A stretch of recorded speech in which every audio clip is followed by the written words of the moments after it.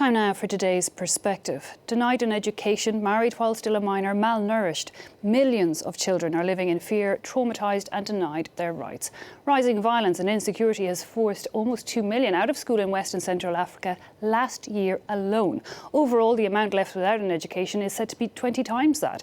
Then there's the risk of recruitment by armed groups, which is growing. 5 million kids are in need of immediate humanitarian aid. That's according to UNICEF, which has just published its latest report on the impact of violence in the Sahel region on children. To tell us more, we're joined by Regional Director Marie-Pierre Poirier. Thanks so much for your time. Can you tell me, reading the report, and even over the last 2 or 3 years, it seems like the consequences on children is rising at an extremely high rate. Give us an idea how bad things are today. Yes, thank you for this invitation, and thank you for giving us the opportunity to bring the conversation on the Sahel, until now more focused on violence, military operations, casualties, too many, what all of this has in terms of impact on children. If you focus your attention on the border area between Mali, Niger and Burkina Faso, you see children that are killed, children who are maimed, who are sexually abused, and hundreds of thousands of them displaced because of conflict and living through extremely traumatic experiences. Today, we're talking about 670,000 children displaced by conflict. That's twice the number compared to last year. And in Burkina Faso, the number was multiplied by 5. In addition, you have insecurity really putting at risk livelihoods of their families, the education services, the health services. Schools are closing, health centers are closing, and just to give you an idea, between April 2017 and December 2019, 2.5 years, we saw 6 times more schools closed because of insecurity. So a huge acceleration of the violence. Let's look at the issues maybe one by one and start with that, the issue of education, because, you know, normally that's where, as a child, you feel secure and you're safe, but they're often even the direct target of violence. The direct target, not only the schools, but the teachers, to scare them off so they don't come and teach. We have, at the end of 2019, 3,300 schools that were closed, but that's 350,000 children affected, 16,000 teachers. This is creating not only fear and disrupting the daily life of children, but it's putting at risk their very future. Education is something that creates routine in the life of the child and empowers him or her for the future. This is all being destroyed. Not only that, if we talk about water and sanitation and hygiene. Is there an alternative, though, when you talk about the schools? I mean, the fact that a lot of children aren't going also out of fear, are there any alternatives being put in place in these countries? Yes. Schools are under attack. It's dangerous to go to school, so we need to use technologies and creativity.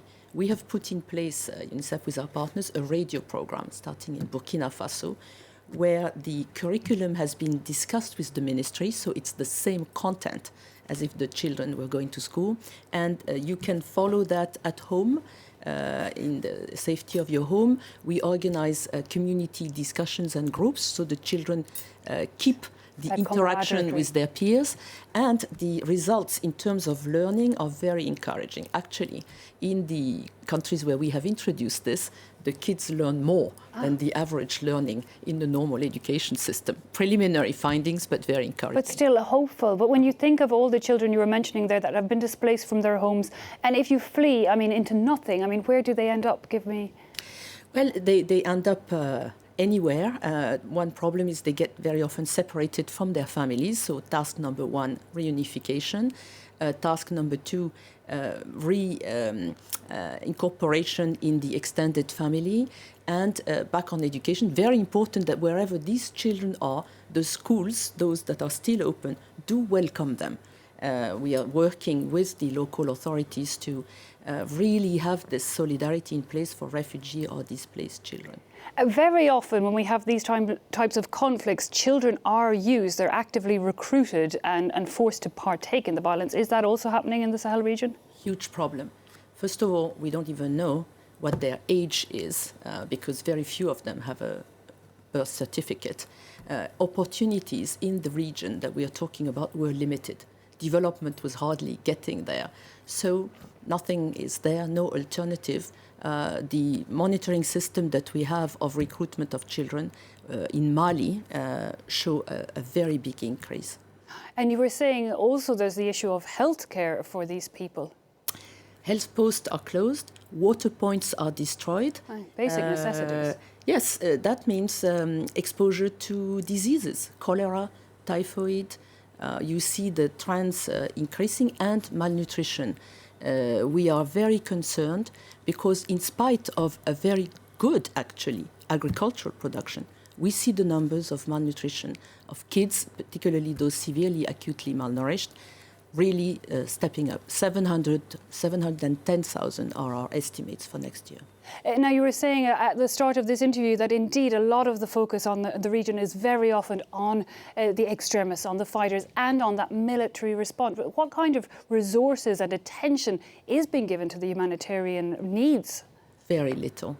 Of course, security, safety, and military operations are necessary. But we are asking is for a balancing of the use of financial resources to also considerably step up humanitarian action and development action. You may know that it's not just international aid that needs to step up. The national budgets of the government of the regions are under tremendous pressure to step up their military resources and engagement.